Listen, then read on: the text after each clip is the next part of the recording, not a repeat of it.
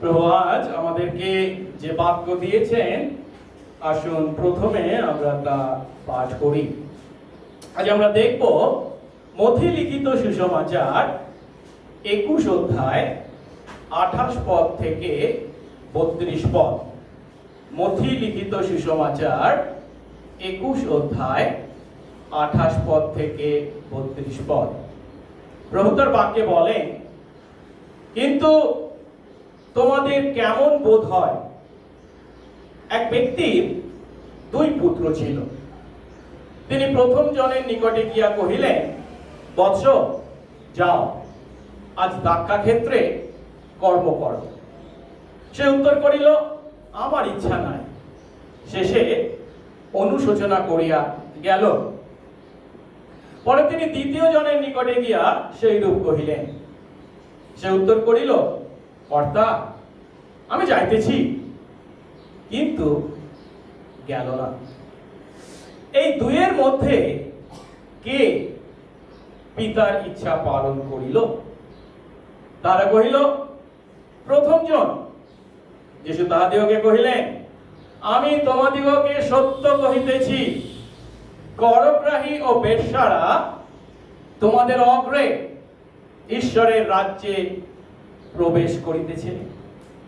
কেননা যখন ধার্মিকতার পথ দিয়া তোমাদের নিকটে আসিলেন, আর তোমরা তাহাকে বিশ্বাস করিলে না, কিন্তু করগ্রাহী ও বেশ্যারা তাহাকে বিশ্বাস করিল। আর তোমরা তা দেখিয়া শেষেও এরূপ অনুশোচনা করিলে না যে তাহাকে বিশ্বাস করিবে। আমেন। আসুন প্রার্থনা করি। পবিত্র মঙ্গলময় স্বর্গস্থ পিতা, তোমার ধন্যবাদ, প্রশংসা, গৌরব করি। তোমার এই অনুগ্রহে, তোমার কতিপয় দাস দাসী তোমার চরণতলে আমরা মিলিত হয়েছি। প্রভু গো, সবই তোমার অনুগ্রহ। কি যোগ্যতা ছিল আমাদের এই দিন আজ দেখার? গতকাল অনেকেই এই পৃথিবী ছেড়ে চলে গেছে, আমরাও তাদের দলে থাকতে পারতাম, কিন্তু দিনের শুধু দেখার সুযোগ দেওয়া নয়, প্রভু তুমি আমাদেরকে তোমার চরণতলে আসার, তোমার আরাধনা করার, তোমার বাক্য থেকে শেখার সুযোগ দিয়েছো। কৃতজ্ঞ হৃদয়ে উপস্থিত আমরা প্রভু তোমার কাছে শিখতে চাই, তোমার বাক্যের নিগূঢ় তত্ত্ব উপলব্ধি করতে চাই। প্রভু আমাদের জ্ঞানে ও বুদ্ধিতে তোমার বাক্যের নিগূঢ় তত্ত্ব উপলব্ধি করা বড়ই কঠিন, পারি না। আর তাই প্রভু এই সময় নিজেরা তোমার হস্তে সমর্পিত হই। বক্তা শ্রোতা উভয়কে প্রভু তুমি তোমার আত্মা দ্বারা পরিচালনা করো। তুমি তোমার যে আত্মা দ্বারা তোমার বাক্য লিপিবদ্ধ করেছো তোমার দাসদের মাধ্যমে, তোমার সেই আত্মা দ্বারা আমাদের হৃদয়কে আলোকিত করো, যেন কেবল সেই বাক্যের অর্থ উপলব্ধি নয়, তোমার আত্মার পরিচালনায় সেই বাক্যকে আমরা হৃদয়ে গ্রহণ করি, বিশ্বাস করি, এবং তোমার শক্তিতে সেই বাক্য অনুসারে জীবন যাপন করি। আশীর্বাদ করো, সঙ্গে সঙ্গে থাকো, যিশু নামে এই প্রার্থনা চাই, আমেন। আমরা বসবো।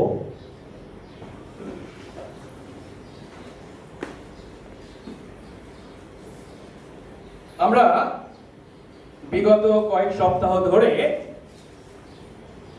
যিশুর শোনানো বিভিন্ন দৃষ্টান্ত থেকে শিখছি।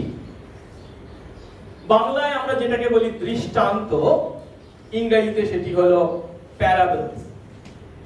আমরা শুরু করেছিলাম মথি লিখিত সুসমাচার 13 অধ্যায় দিয়ে, কারণ এই অধ্যায়ে যিশুর 7টি দৃষ্টান্তকে আমরা দেখতে পাই। বিগত 5 সপ্তাহে আমরা এই দৃষ্টান্তগুলি একটি একটি করে বা দুটি একসঙ্গে দেখেছি। প্রথমে আমরা দেখেছিলাম বীজ বপকের দৃষ্টান্ত, তারপরে দেখেছিলাম শ্যামাহাসের দৃষ্টান্ত, যার অর্থ গম ও আগাছার দৃষ্টান্ত। তারপরের রবিবার দেখেছিলাম দুটিকে একসঙ্গে, শস্য বীজের দৃষ্টান্ত এবং তারির দৃষ্টান্ত। আমি জাস্ট এগুলো আপনাদেরকে বলছি, মনে করিয়ে দিচ্ছি। তারপরের রবিবার আমরা শিখেছিলাম গুপ্ত ধনের দৃষ্টান্ত এবং মহামূল্য মুক্তার দৃষ্টান্ত, দুটি একসঙ্গে। স্বর্গরাজ্য কতখানি মূল্যবান এতখানি মূল্যবান যে একজন তার সর্বস্ব পর্যন্ত বিক্রি করে সেই স্বর্গরাজ্যের অধিকার লাভ করতে চায়। গত সপ্তাহে আমরা এই অধ্যায়ের শেষ দৃষ্টান্তটি অর্থাৎ টানা জালের দৃষ্টান্তটি থেকে শিখেছি এবং আপনাদের নিশ্চয়ই মনে আছে যেখানে আমরা উপলব্ধি করেছি যে পৃথিবীর মাটিতে আজ এই যে দৃশ্যগ্রাহ্য মণ্ডলী তথা ঈশ্বরের রাজ্যের যে আকার আমাদের চোখে ধরা পড়ে তার মধ্যে যেমন আছে ভালো মাছ তেমন আছে মন্দ মাছ। মণ্ডলী সেই টানা জালের ন্যায় সেই মাছদেরকে কেবল সংগ্রহ করে, টানা জাল এই মাছদেরকে পৃথক করতে পারে না, তারা একসঙ্গেই আছে। দৃশ্যগ্রাহ্য মণ্ডলীর মধ্যে বিশ্বাসী এবং অবিশ্বাসীদের সমবেত উপস্থিতিকে আমরা যেন স্বীকার করি, কিন্তু তাদের উপস্থিতি কি চিরকাল থাকবে না। শেষ দিনে যখন টানা জাল টেনে ডাঙায় তোলা হবে তখন কিন্তু অখাদ্যকে খাদ্যদের থেকে পৃথক করা হবে, ভালো মাছ এবং মন্দ মাছদের পৃথক করবেন তিনি। এখন 13 অধ্যায় তো 7টা দৃষ্টান্ত আমাদের শেখা হয়ে গেছে। এরপরে আমরা কোন দৃষ্টান্ত সম্বন্ধে শিখব?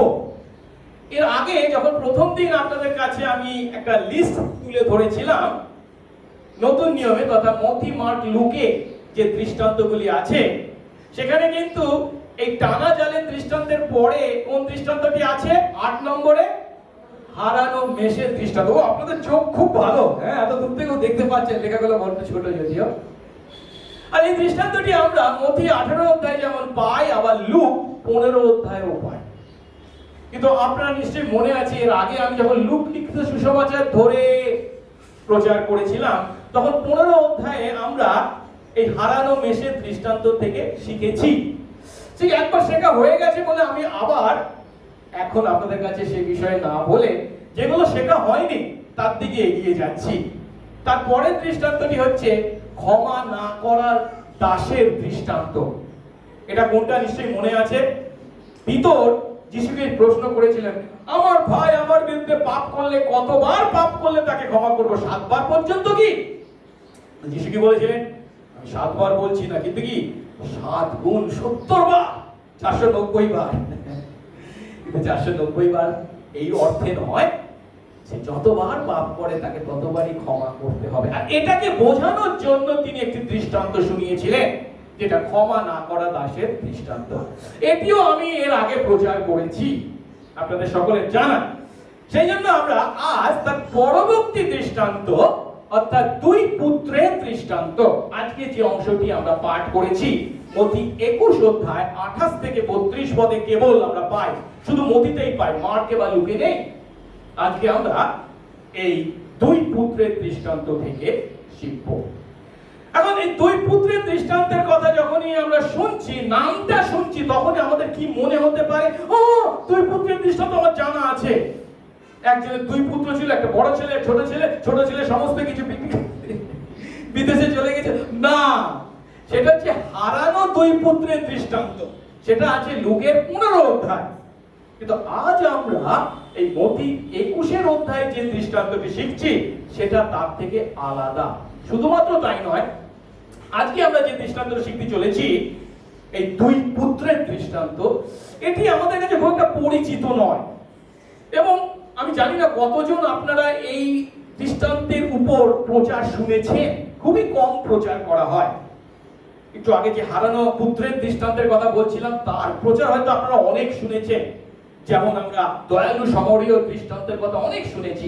কিন্তু আজ আমরা যে 2 পুত্রের দৃষ্টান্তটি থেকে শিখতে চলেছি এটির কথা আমরা খুব একটা বেশি পাই না, কিন্তু ঈশ্বরের বাক্য, আদি পুস্তক থেকে প্রকাশিত বাক্য সম্পূর্ণটাই হচ্ছে ঈশ্বরের বাক্য এবং তার মধ্যে আমাদের প্রয়োজনীয় শিক্ষণীয় বিষয় উপস্থিত। প্রভু আজ আমাকে আপনাকে এই বাক্যের মাধ্যমে কি বলতে চাইছেন তা যেন আমরা উপলব্ধি করতে চেষ্টা করি। তার আগে আরেকটা কথা বলে রাখি, গত রবিবার আমার প্রচার করবার পর বিশ্বাসী একজন এসে আমাকে বলছেন, আজ যদি ও থাকতো, ও শুনলে খুব ভালো হতো। আমরা যেন এই মনোভাবে কখনো প্রভুর বাক্য না শুনি। প্রভুর বাক্য কার জন্য? আমার জন্য। এর মাধ্যমে তিনি আমাকে কি বলছেন তা যেন উপলব্ধি করতে চেষ্টা করি। অনেকে হয়তো তার জন্য বেশি চিন্তা করছে, এটা আমার জন্য যতটা প্রযোজ্য তার জন্য আরো বেশি করে প্রযোজ্য। এই চিন্তায় যেন আমরা প্রভুর বাক্য থেকে শিক্ষা না নিই। আসুন তাহলে আজকে আমরা এই দুই পুত্রের দৃষ্টান্তটি উপলব্ধি করি। তিন ধাপে আমরা দেখব। প্রথমে আমরা এই দৃষ্টান্তের প্রেক্ষাপট বা ব্যাকগ্রাউন্ডকে দেখবার চেষ্টা করব। যিশু কখন এবং কাদের এই দৃষ্টান্তটি শুনিয়েছিলেন, তাহলে এর মাধ্যমে তিনি কি বলতে চাইছেন সেটা আমরা বুঝতে পারবো। এরপর এই দৃষ্টান্তটাকে আমরা ব্যাখ্যা করব, এর মাধ্যমে তিনি কি বলেছেন এবং এর মধ্যে যে মূল ভাব লুকিয়ে আছে তৃতীয় ধাপে আমরা শিখব। প্রথম ধাপে আসেন আমরা এই দৃষ্টান্তের প্রেক্ষাপটকে উপলব্ধি করি। মথি লিখিত সুসমাচারে 21 অধ্যায়ে যখন আমরা পাঠ করছি তখন আমরা উপলব্ধি করতে পারছি কি মথি লিখিত সুসমাচারে যিশুর পার্থিব পরিচর্যা বা জীবনকে যেভাবে উপস্থাপিত করা হয়েছে, 21 অধ্যায়ে যখন আমরা গিয়ে প্রবেশ করি তখন দেখতে পাই কি তার জীবনের শেষ প্রান্তে তিনি উপস্থিত হয়েছে। তার জীবনের শেষ সপ্তাহ তিনি কিভাবে কাটিয়েছিলেন বা শেষ সপ্তাহে তার জীবনে কি কি ঘটনা ঘটেছিল তার বর্ণনা আমরা এখানে পাই। আর এখানে আমরা সেই বিষয়টিকে দেখতে পাচ্ছি যেখানে ইহুদি ধর্মীয় নেতাদের সঙ্গে যিশুর যে সংঘাত তার শেষ আকারকে আমরা এখানে দেখতে পাচ্ছি। কেন আমি কথা বলছি? এই মথি লিখিত সুসমাচার আপনাকে যে বাইবেল যাদের আছে আপনারা যদি ভালো করে দেখেন, এই 21 অধ্যায় 1 থেকে 11 পদ যদি আমরা দেখি সেখানে কি দেখতে পাই? যিশু গাধার পিঠে চড়ে জেরুসালেম নগরে প্রবেশ করলেন। আর জনতা হোসান্না দাউদ সন্তান বলে তার উদ্দেশ্যে জয়ধ্বনি করলো। এর আগে যিশু কখনো কিন্তু গাধার পিঠে চড়ে প্রবেশ করেননি। এই প্রথম রাজার বেশে তিনি প্রবেশ করছেন। তিনি নিজেকে ইসরায়েলের রাজা তথা পাপী মানুষ, আমাদের পাপ থেকে পরিত্রাতা মসিহ বলে উপস্থাপিত করছেন, যা ইহুদি ধর্মীয় নেতাদেরকে তার বিরুদ্ধে ষড়যন্ত্র করে হত্যা করবার জন্য উস্কে দিয়েছিল। এরপর জেরুসালেমে প্রবেশ করে 12 থেকে 17 পদে আমরা দেখতে পাই তিনি মন্দির পরিষ্কার করলেন। যে মন্দির ছিল ঈশ্বর আরাধনা করার জায়গা, প্রার্থনার গৃহ, সেখানে তারা ব্যবসা বাণিজ্য চালাচ্ছিল। তিনি মন্দিরের কর্তা, তিনি কি তা সহ্য করতে পারেন? তিনি তাদেরকে বললেন, তোমরা আমার পিতার গৃহ যা প্রার্থনার গৃহ করার কথা তাকে দস্যুদের গহ্বর করেছো। আর তোমরা ভাবছো তোমাদের সেই সমস্ত স্বার্থপর চেষ্টা চরিতার্থ করে বেড়াবে, সেই সমস্ত পাপ কার্য করে বেড়াবে, আর মন্দিরে এসে ভাববে আমরা সুখে আছি। দস্যুরা গহ্বরে যেমন তাদের গুহায় এসে যেমন মনে করে নিরাপদ আছি, বাইরে আমরা যা ইচ্ছা তাই করব, এখানে এসেই আমরা নিরাপদ উপভোগ করব না। আর তাই তিনি সেখানে যারা সে পয়সা বিনিময়ের কাজ করছিল, কপট বিক্রি করছিল, তাদেরকে সেটা থেকে দূর করে দিলেন, যার মাধ্যমে ইসরায়েল জাতির ধর্মীয় আধ্যাত্মিক পরিস্থিতিকে তিনি নির্দেশ করলেন। যাদের ধর্মীয় আচার অনুষ্ঠান বাহ্যিক আকার খোলস মাত্র ছিল, ভিতরে কিছু ছিল না, ঈশ্বরের সঙ্গে সম্পর্ক ছিল না। এরপর তিনি বেথানিতে ফিরে যান, সন্ধ্যে কাটান, রাতটা কাটান সেখানে, এবং পরের দিন আর এই সময় কি ঘটনা ঘটেছিল? প্রধান যাজক এবং অধ্যাপকরা তার দ্বারা সাধিত এই কাজ দেখে বলছে, তুমি কে? এই সমস্ত কাজ করছো মন্দিরের মধ্যে। আর শুধু তাই নয়, লোকেরা তোমাকে দাউদ সন্তান তথা মসিহ বলে তোমার জয়ধ্বনি করছে। তারা সহ্য করতে পারেনি, তারা রেগে গেছে। কিন্তু যিশু সেই সময় তাদেরকে কোনো উত্তর দেননি। তিনি বেথানিতে ফিরে যান এবং পরের দিন আবার তিনি বেথানি থেকে জেরুসালেমের উদ্দেশ্যে আসেন। আর পথে তিনি দেখতে পান একটা ডুমুর গাছকে। ডুমুর গাছে পাতায় ভর্তি। দূর থেকে যখন দেখেছেন পাতা তাতে রয়েছে, তিনি আশা করেছেন নিশ্চয়ই তাতে কিছু ফল থাকবে, কিন্তু কাছে এসে কি দেখলেন? শুধু পাতার বাহারি মাত্র, কোনো ফল তাতে ছিল না। আর তাদের কাছে দেশের ডুমুর গাছের বৈশিষ্ট্য ছিল, পাতার পাহাড় যখন হয় একই সঙ্গে তাতে ফলও ধরে। সময়টা যদিও ফল ধরার সময় ছিল না, পাতা ধরারও সময় ছিল না, কিন্তু বিশেষ আশীর্বাদে সেই গাছ যেমন পাতা ধরেছিল, সেই আশীর্বাদে ফল ধরা উচিত ছিল। তাই আমরা দেখতে পাই এর মাধ্যমে যিশু ইসরায়েল জাতিকে দেখতে পাচ্ছেন, ঈশ্বর তাদের মনোনীত জাতি হিসাবে তাদের কত আশীর্বাদ করেছেন, আর 5টা জাতি থেকে তাদেরকে পৃথক করেছেন, যে আশীর্বাদের ফল তাদের ধারণ করা উচিত ছিল, কিন্তু তারা ধারণ করেনি। তিনি সেই ডুমুর গাছকে অভিশাপ দিলেন, পরের দিন দেখা যাবে তা শুকিয়ে গেছে। জেরুজালেম মন্দির ধ্বংস হতে চলেছে 70 খ্রিস্টাব্দে, তার পূর্বাভাস তিনি দিলেন। এরপর তিনি মন্দিরে প্রবেশ করেন এবং যথারীতি তিনি সকলকে শিক্ষা দিতে শুরু করেন। কিন্তু তিনি যখন জেরুজালেমের লোকদের শিক্ষা দিচ্ছেন, তখন একটি ঘটনা ঘটে। সেই ঘটনা হচ্ছে কি, ইহুদি নেতাদের সঙ্গে তার প্রশ্ন ও উত্তরের সময়। জেরুজালেম মন্দিরের যে প্রাঙ্গণ, সেখানে তিনি যখন লোকদের শিক্ষা দিচ্ছেন, তখন কিছু প্রধান যাজক এবং লোকদের প্রাচীন এসে যিশুর ক্ষমতাকে চ্যালেঞ্জ করে। তুমি কোন ক্ষমতায় এই সমস্ত করছো? এই ক্ষমতা তোমাকে কে দিয়েছে?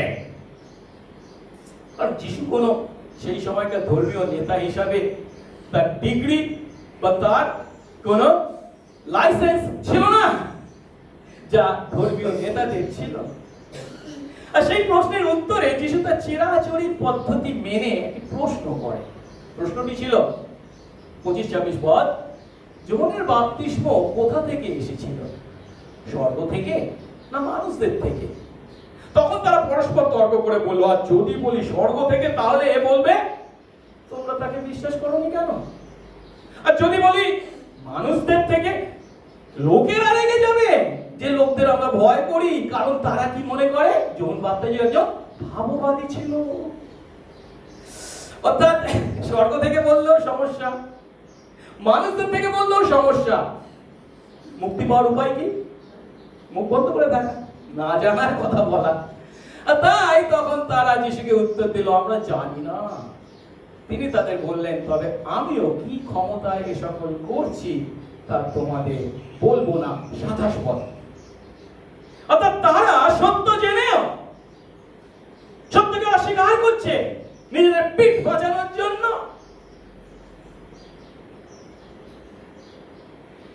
আমরা যেন এই ঘটনাটাকে এমন ভাবে চিন্তা না করি যে যিশু আসলে তাদের প্রশ্নের উত্তর দেননি, তিনি কোন ক্ষমতায় করছেন। না, তিনি প্রশ্নের মাধ্যমেই উত্তর দিয়েছেন। কেন? তারা যে প্রশ্নের উত্তর, সঠিক উত্তর জানতো, যদি সঠিক উত্তর দিত, যোহন বাপ্তিস্ম কোন ক্ষমতায়, সেই ক্ষমতা তিনি কোথা থেকে পেতেন? স্বর্গ থেকে। সেই যোহনই স্বীকার করেছেন যিশু সম্বন্ধে কি, ইনি হচ্ছেন ঈশ্বরের মেষ শাবক, যিনি জগতের পাপভার লইয়া যান, তিনি সেই মসিহ। তাহলে মসিহ যদি হন, তিনি কি ক্ষমতা কোথা থেকে পেয়েছেন? স্বয়ং ঈশ্বরের কাছ থেকে, তিনি স্বয়ং ঈশ্বর।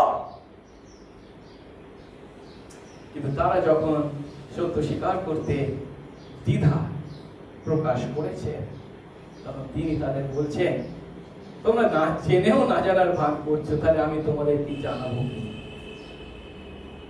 এখন এই কথায় 27 পদে যদিও তিনি কোন ক্ষমতায় তা করছেন তোমাদের বলবো না বলেছেন, কিন্তু তিনি তাদের এই ভণ্ডামি সহ্য করতে পারেননি, তাদের এই কপটতা সহ্য করতে পারেনি। কারণ তারা মুখে বলে, কাজে করে আর এক। তাদের কথা এবং কাজের মধ্যে যে পার্থক্য, তা তিনি তাদের চোখে আঙ্গুল দিয়ে দেখিয়ে দিচ্ছেন। যখন 28 পদে এসে তিনি তাদেরকে প্রশ্ন করছেন, তোমাদের কি মনে হয়, আপনাদের কি মনে হয়, আপনাদের কি মনে হয়? এই প্রশ্ন দিয়ে তিনি শুরু করছেন এবং তারপরে এই দৃষ্টান্তটি শোনাচ্ছেন যে 2 পুত্র ছিল, দুজনকেই বলা হয়েছিল যাও খেতে গিয়ে কাজ করো। একজন বলল না আমি যাব না, কিন্তু গেল। কিন্তু আরেকজন হ্যাঁ যাচ্ছি বলে শেষ পর্যন্ত গেল না। আর এর মাধ্যমে তিনি তাদের চোখের উপর দেখিয়ে দিচ্ছেন তাদের ভণ্ডামিকে, তাদের কপটতাকে। তারাও এই দ্বিতীয় পুত্রের ন্যায় হ্যাঁ যাচ্ছি বলে যায় না। ঈশ্বরের বাক্য তারা শেখে, অন্যকে শেখায়, এবং ঈশ্বরের বাক্য সম্পর্কে তারা অনেক জ্ঞানের কথা বলে, কিন্তু ঈশ্বরের বাক্য অনুসারে তারা জীবন যাপন করে না। কথা এবং কাজের মধ্যে যে পার্থক্য, যে কপটতা তাদের জীবনে আছে, তা তিনি তুলে ধরলেন। তার মাধ্যমে তিনি আজ আমাদেরকে শিক্ষা দিচ্ছেন। আমরা প্রভুর অনুগ্রহে যেন কি করব তা বলার থেকে এখন কি করছি সে বিষয়ে বেশি নজর দিই, সেটি বেশি গুরুত্বপূর্ণ। এত সহজ কথায় আমরা বুঝতে পারলাম এই দৃষ্টান্ত তিনি কাদেরকে বলছেন? যাদেরকে তিনি প্রশ্ন করছেন, আপনারা কি, আপনাদের কি মনে হয়? এই আপনারা মানে কারা? যারা তাকে প্রশ্ন করেছিল আপনি কোন ক্ষমতায় এই সমস্ত কাজ করছেন, তারা কারা? সেই সমস্ত ইহুদি ধর্মীয় নেতা তথা প্রধান যাজকরা এবং লোকদের প্রাচীনরা।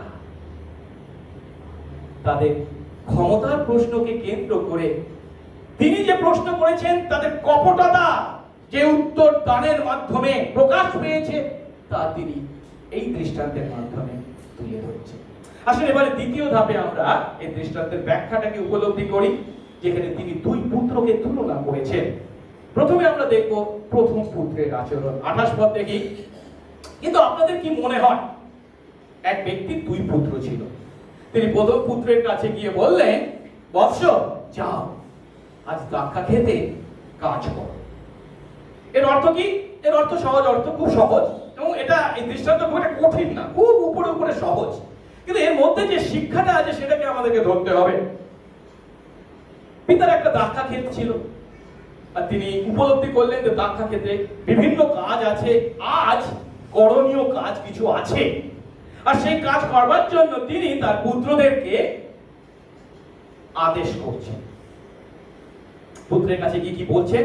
বৎস, যাও আজ দাক্ষা ক্ষেত্রে কাজ করো। এখন এই পিতার এই কথা শুনে পুত্রের প্রতি আমাদের কি মনে হচ্ছে? তিনি কি বলে সম্বোধন করছেন? বৎস। আচ্ছা, বৎস কথার অর্থ হচ্ছে কি? বাছা বা পুত্র, স্যার, আমার প্রিয় পুত্র, আমার ভালোবাসার ছেলে। এই অর্থে কত কোমল ভাবে তার হৃদয়ের ভালোবাসা বা স্নেহপূর্ণ সম্বোধনের দ্বারা পিতা পুত্রকে বলছেন, পুত্র যেন তার দাক্ষা খেতে কাজ করতে যায়। আমার যদিও পুত্র নেই, কন্যারা আছে, পুত্রকে আমি এইভাবে কথা বলতে পারতাম যদি প্রশ্ন ওঠে, হয়তো কঠিন হতো।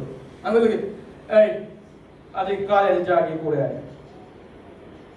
আবার কিছু বাবারা আছে কি বলে, আর কতদিন বাবার হোটেলে খাবে, একটু কাজ করো। এটাই সাধারণ ছবি বা চিত্র আমাদের চোখে পড়ে। কিন্তু এখানে যে বাবাকে আমরা দেখতে পাচ্ছি, তার সেই কোমল হৃদয়, তার সন্তানের প্রতি যে, তার সন্তানের সঙ্গে ঘনিষ্ঠ সম্পর্কের তিনি অধিকারী, তা সহজেই আমরা দেখতে পাচ্ছি। কিন্তু পাশাপাশি আরেকটা বিষয় এখানে আমরা দেখতে পাচ্ছি, সেটি হচ্ছে তিনি যখন তার পুত্রকে এই আদেশ করছেন, তখন সেই আদেশের মধ্যে রয়েছে তার ক্ষমতা প্রকাশ। পিতা হিসাবে তার পুত্রকে এমন কাজ তিনি করতে আদেশ করতে পারেন, সে ক্ষমতা তার আছে। কিন্তু সেই কাজ যখন তিনি করতে বলছেন, কতখানি ভালোবাসা ও স্নেহপূর্ণ ভাবে তা তিনি করছেন। তিনি অত্যাচারীর ন্যায় পুত্রকে আদেশ করেছেন তা নয়। এখন হয়তো আপনারা বলবেন, কিন্তু পুত্র কেন দাক্ষা খেতে গিয়ে কাজ করবে? ওকে করতে বাধ্য। তখনকার দিনে ইসরায়েলে এই দাক্ষা ক্ষেত্রের অর্থ হচ্ছে পারিবারিক সম্পত্তি। পারিবারিক সম্পত্তি হওয়ায় সেই সম্পত্তি রক্ষা করার দায়িত্ব পরিবারের প্রত্যেকের ছিল, শুধু পিতার একার নয়, তার পুত্রদেরও ছিল। আর তাই যখন তিনি তার পুত্রকে বলছেন যাও গিয়ে কাজ করো, তখন তার মধ্যে কিছু অস্বাভাবিকতা লুকিয়ে নেই। কেবল তাই নয়, অন্যদিক দিয়ে যদি চিন্তা করি, পুত্র যদি যায় সেখানে কাজ করে, তাহলে কি সে হাতে খড়ি পাবে? বাবা যখন থাকবে না, সেই ক্ষেতের মালিক যখন সে হবে, তখন সেই ক্ষেতকে কি করে তত্ত্বাবধান করতে হয় তার যদি না জানা থাকে, কিভাবে সে দায়িত্ব পালন করবে? হাতে খড়ির জন্য, শেখা লাভ করার জন্য প্রয়োজন ছিল। আজ পিতা মাতা আমরা আমাদের ছেলে মেয়েদেরকে কিভাবে তৈরি করছি? কি চাই তোর? সব দেওয়ার জন্যই আছি। হ্যাঁ, তাদের প্রয়োজন নিশ্চয়ই আমরা পূর্ণ করবো, কিন্তু তাকে যেন মানুষ করি, তাকে যেন গড়ে তুলি, সে দায়িত্ব প্রভু আমাদেরকে দিয়েছেন। পিতা হিসাবে শুধু তার প্রয়োজন পূর্ণ করা নয়, এই পৃথিবীর মাটিতে তার নিজের পায়ে দাঁড়ানোর জন্য আমাদের পক্ষ থেকে যে সমস্ত সুযোগ সুবিধা দেওয়ার সুযোগ আছে, আমরা যেন সেগুলো তাদেরকে দিই। আরেকটি বিষয় লক্ষ্য করার হচ্ছে, তিনি কি বলছেন? বৎস যাও, আজ দ্রাক্ষা খেতে কাজ করো। আজ অর্থাৎ তাৎক্ষণিক বাধ্যতার কথা এখানে বলা হয়েছে। তাৎক্ষণিক বাধ্যতা আশা করা হয়েছে, কাল নয়, আজ। হ্যাঁ করবো কাল, তা নয়, আজ তাকে যেতে বলা হয়েছে। পিতামাতাদের সেই সমস্ত আদেশের প্রতি সন্তান আমরা কিভাবে পালন করি? এর জন্য পিতামাতা আমরাও অনেক সময় কিন্তু দায়ী, জানেন তো? আমার মধ্যে একটা দোষ আছে, সবসময় আমি দেখতে পাই। আপনার খুব আনন্দ হচ্ছে না আমার দোষের কথা বলছি? আমার স্ত্রী ভালো করে জানে, আমি জানি আমার কি লক্ষ্য, সেখানে পৌঁছানোর জন্য আগে থেকে কি করা উচিত? প্রিপারেশন, প্রস্তুতি নেওয়া উচিত। প্রিপারেশন নিয়ে যদিও তো শেষ মুহূর্তে কিংবা শেষ দিনে গিয়ে প্রিপারেশনটা আসল ভালো করে নিই, আগে থেকে অল্প করে নিই, আগে আগে করে রাখলে কত ভালো হতো। আমি কেন বলছি? এই ধরুন আজকের এই প্রচার করবার জন্য সারা সপ্তাহ ধরে আমি যদিও প্রস্তুতি নিয়েছি, কিন্তু তখনটা গতকাল যখন আমি এই সার্মনটা লিখেছি, আর এটা দেখি আমার মেয়েদের মধ্যেও গেছে। আমার ছোট মেয়েকে যখন দেখি, সেও দেখি ওই শেষ মুহূর্তে গিয়ে প্রিপারেশন নেয়। আমি তাই চেষ্টা করছি বুড়ো বয়সে যদি একটু পরিবর্তন করা যায়, কিন্তু সেই আদর্শ আমার মেয়েদের কাছে পৌঁছাবে কিনা জানি না। যাই হোক, এখন তিনি বলছেন কি আজ এই মুহূর্তে ব্যক্তিগত যেতে এবং কাজ করতে। তখন তার উত্তরে প্রথম ছেলে, বড় ছেলে কি বলেছে? সে উত্তর দিল, আমার ইচ্ছা নেই। অর্থাৎ আমার যাওয়ার ইচ্ছা নেই বা কাজ করার ইচ্ছা নেই। আমরা যদি গ্রিক ভাষায় এই পদটি দেখি, সেখানে কিন্তু খুব জোরালো ভাষাকে ব্যবহার করা হয়েছে। ছেলে উত্তর দিচ্ছে, না, যাব না, আমি যাব না। একটু অবাক লাগে যে পিতা এত কোমল ভাবে, স্নেহপূর্ণ ভালোবাসায় তাকে এই আদেশ করেছে, যাকে অনুরোধও বলা যেতে পারে, কিন্তু সে তার উত্তরে সরাসরি তা প্রত্যাখ্যান করেছে। একে কার সঙ্গে তুলনা করব? একে আমরা জিরোমিয়ার মাধ্যমে ঈশ্বর যখন তার বাক্য জিহুদার লোকদের কাছে উপস্থিত করেছিলেন, সেই বাক্য শুনে জিহুদার লোকেরা কি বলেছিল জানেন? আমরা যদি জিরোমিয় 40:16 পদ দেখি, তারা বলছে জিরোমিয়কে, তুমি জিরোমিয়, তুমি সদাপ্রভুর নামে আমাদের যে কথা বলেছ, তোমার সে কথা আমরা শুনবো না। সরাসরি প্রত্যাখ্যান। কিন্তু বড় ছেলে যদিও প্রথমে এমন নেতিবাচক উত্তর দিয়েছিল, কিন্তু তারপর যখন সে একটু ভালো করে চিন্তা করেছে, বাবার সেই কথাকে বা আদেশকে বা অনুরোধকে সে উপলব্ধি করেছে যে সে ঠিক করেনি। আর তাই 29 পদে শেষ অংশে কি বলছে? শেষে অনুশোচনা করে গেল। গেল মানে কোথায় গেল? দ্রাক্ষা খেতে গেল, যেখানে তাকে যেতে বলা হয়েছিল এবং কাজ করতে বলা হয়েছিল।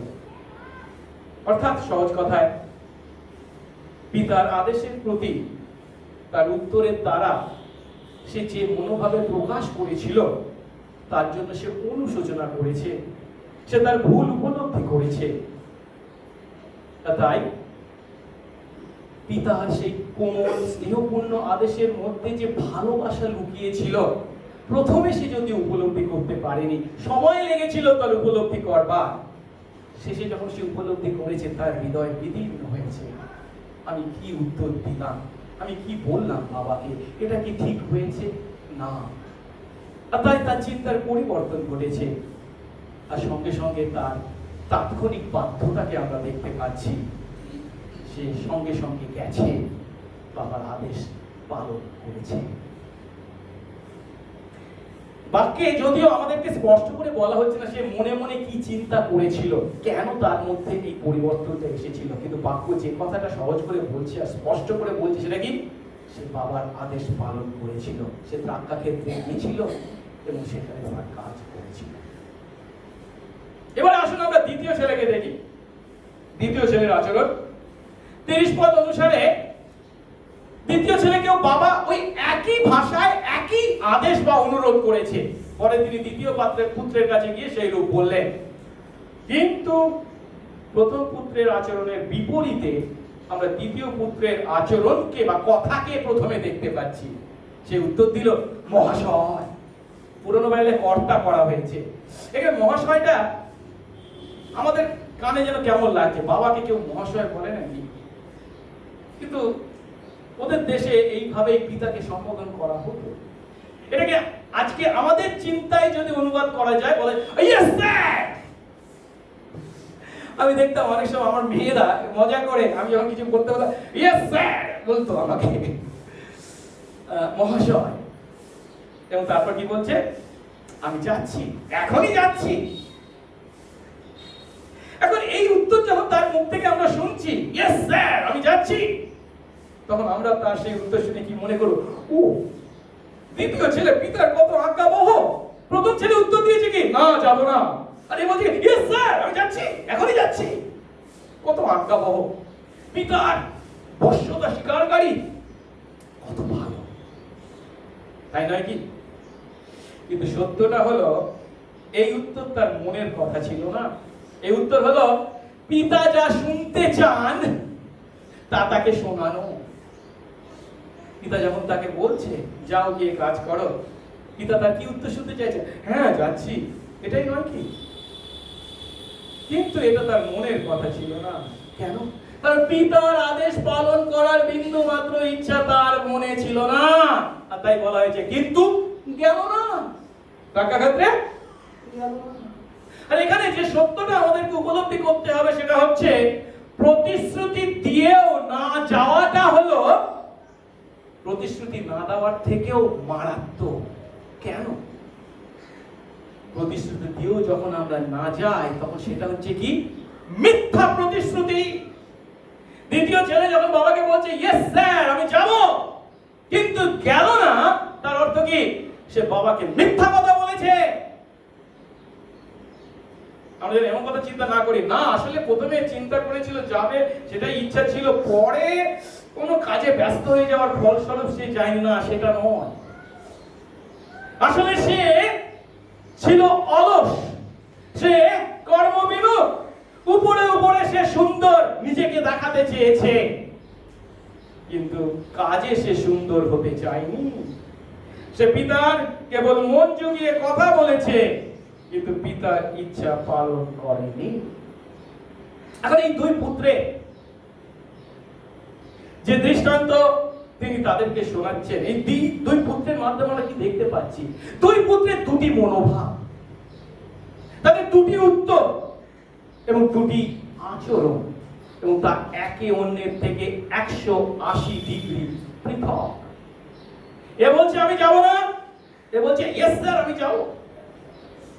এ বলছে কি হ্যাঁ এখনই যাচ্ছি, এ বলছে কি না আমি যাব না। কিন্তু শেষ পর্যন্ত অনুশোচনা করে যখন গেছে, এর যাওয়ার কোনো ইচ্ছাকে আমরা দেখতে পাচ্ছি না।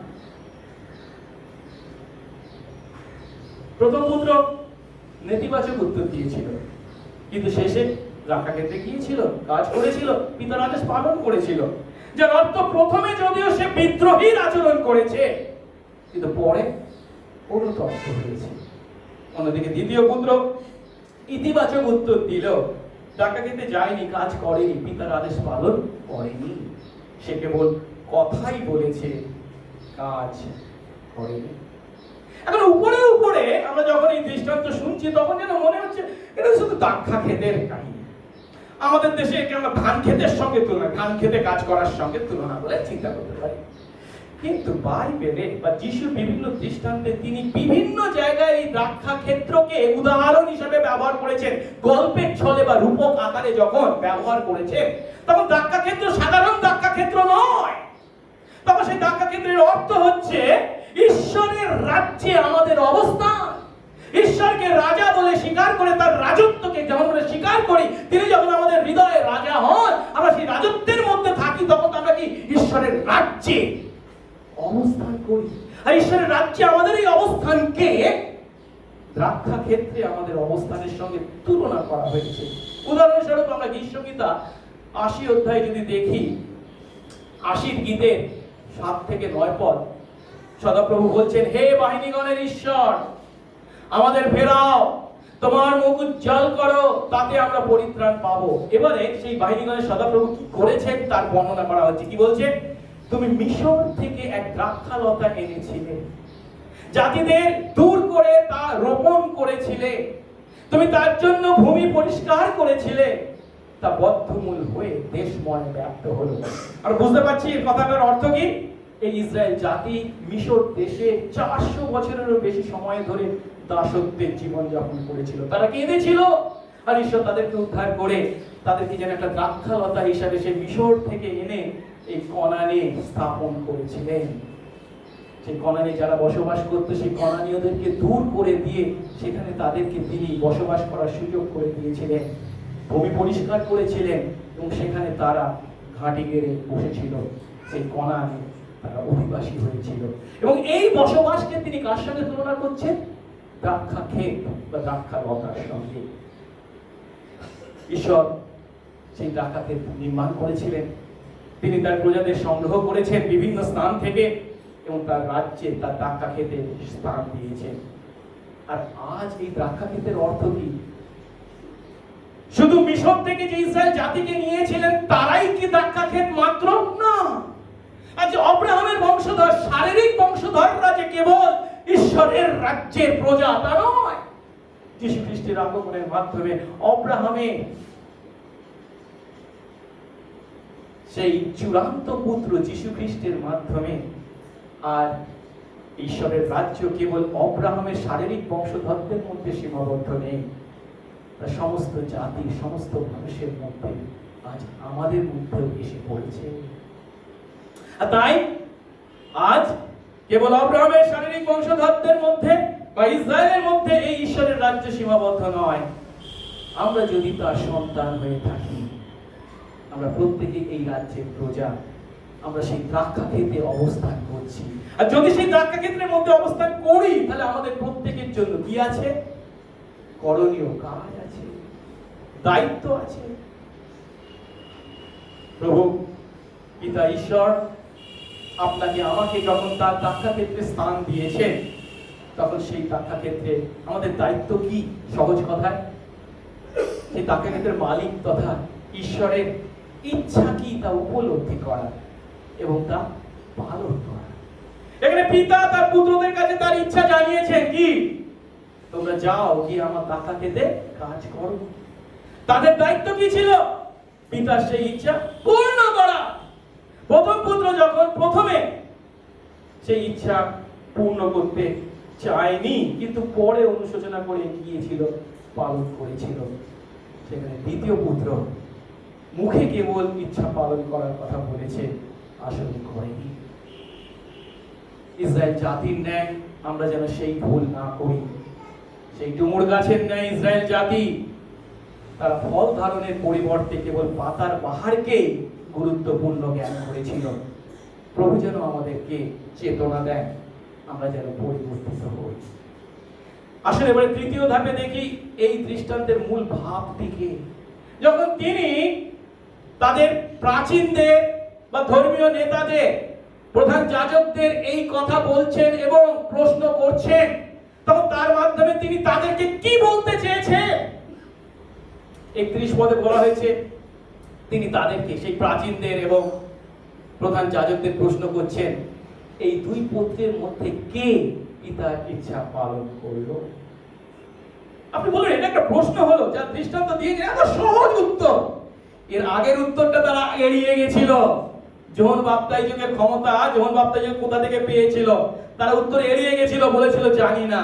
কিন্তু এবারে আপনার এমন প্রশ্ন করেছেন, এড়াবার উপায় নেই, কারণ খুব সহজ প্রশ্ন। কিন্তু সেই উত্তরের মাধ্যমে তিনি তাদের কপটতাকে, তাদের ভণ্ডামিকে তাদের চোখে আঙ্গুল দিয়ে দেখিয়ে দিচ্ছে। দুই পুত্রের মধ্যে কে পিতার ইচ্ছা পালন করলো? তারা উত্তরে বললো কি? প্রথম পুত্র, যে প্রথমে বলেছিল না যাব না, কিন্তু পরে অনুতপ্ত হয়ে গিয়েছিল। সেই উত্তর যখন তাদের মুখ থেকে বেরিয়ে আসছে, যিশু তখন তাদের কি বলছেন? আপনাদের সত্যি বলছি, করগ্রাহী ও বেশ্যারা আপনাদের আগে ঈশ্বরের রাজ্যে প্রবেশ করছে। দু দলের লোকের কথা তিনি বলছেন। এক দলে আপনারা আছেন, আর আরেক দলে আছে যাদেরকে আপনারা পাপী বলে ঘৃণা করেন সমাজের বুকে। এই দুই দলের লোকের তিনি বর্ণনা দিয়েছেন এই দৃষ্টান্তের মাধ্যমে। প্রথম দলের লোককে আসলে আমরা উপলব্ধি করি। প্রথম দলের লোক হচ্ছে সেই দল, সেই লোকেরা যারা পিতার ইচ্ছা পালন করেছিল। তারা কারা? করগ্রাহী ও বেশ্যারা আপনাদের আগে ঈশ্বরের রাজ্যে প্রবেশ করছে। তাদের প্রশ্ন করা হয়েছে, দুই পুত্রের মধ্যে কে পিতার ইচ্ছা পালন করলো? এর আগে যে প্রেক্ষাপট আমরা দেখেছিলাম, সেখানে উপলব্ধি করেছিলাম কি? প্রধান যাজক এবং প্রাচীনদেরকে এই প্রশ্ন করা হয়েছে, আর তারা এই উত্তর এড়িয়ে যাওয়ার কোনো সুযোগ পায়নি। তারা উত্তর দিচ্ছে কি? প্রথম পুত্র যারা পালন করেছিল, যে প্রথমে যদিও না বলেছিল কিন্তু পরে গিয়েছিল। তার মাধ্যমে তারা কি স্বীকার করছে? এই প্রধান যাজক প্রাচীন আমরা, আমাদের দৃষ্টিতে ঈশ্বরের রাজ্যে ওই কর গ্রহণকারী বা বেশ্যাদের কোনো স্থান নেই। তারা কোনোদিন ঈশ্বরের সান্নিধ্যে আসতে পারে না। তারা পাপী, ঈশ্বরের সঙ্গে তাদের কোনো সম্পর্ক থাকতে পারে না। তারা বাইরের লোক। তারা যদিও তাদের সম্বন্ধে এমন চিন্তা করত, যিশু তাদের চিন্তাকে সম্পূর্ণভাবে তাদের চিন্তার বিপরীতে যে সত্যকে তুলে ধরলেন, তিনি হচ্ছেন কি? না, আপনাদের আগে আপনারা যাদেরকে চিন্তা করেন ঈশ্বরের রাজ্যের কোনো স্থান নেই, তারাই ঈশ্বরের রাজ্যে প্রবেশ করছে। কিভাবে, কোন শর্তে, কাকে ভিত্তি করে তারা প্রবেশ করছে আর আপনারা করতে পারছেন না? একটাই ভিত্তি, স্বর্গস্থ পিতার ইচ্ছা পালন। ঈশ্বরের রাজ্যে আমি আপনি আমাদের জ্ঞান বুদ্ধি দিয়ে, আমাদের শক্তি দিয়ে, আমাদের ক্ষমতা দিয়ে নিজেরা প্রবেশ করতে পারি না। আমরা সকলেই পাপী এবং ঈশ্বরের গৌরবহীন হয়েছি। আমরা নিজেরা কখনো ঈশ্বরের মানে নিজেদেরকে পবিত্র ধার্মিক করতে পারি না। প্রত্যেকেই তার বিচার ভোগ করতে বাধ্য। কিন্তু যখন আমরা আমাদের পাপ অপরাধ স্বীকার করে নত নম্র হয়ে তার কাছে আসি, আমি পাপী, আমাকে ক্ষমা করো, তাকে বিশ্বাস করি, তিনি তার রাজ্য আমাদের জন্য খুলে দেন। প্রথম পুত্র যদিও প্রথমে পিতার ইচ্ছার বিরুদ্ধে মত প্রকাশ করেছিল, কিন্তু সে যখন তার ভুল উপলব্ধি করেছিল, অনুতপ্ত হয়ে পিতার কাছে ফিরে এসেছে, পিতার আদেশ পালন করেছে। আর এখানে যিশু সেই প্রথম পুত্রের দ্বারা সেই সমস্ত করগ্রাহী ও বেশ্যাকে নির্দেশ করেছেন, যারা প্রথমে যদিও তাদের পাপপূর্ণ জীবনের দ্বারা ঈশ্বরের ইচ্ছার বিরুদ্ধে জীবন যাপন করেছে, কিন্তু ধার্মিকতার পথে সন্ধান পাওয়ার পর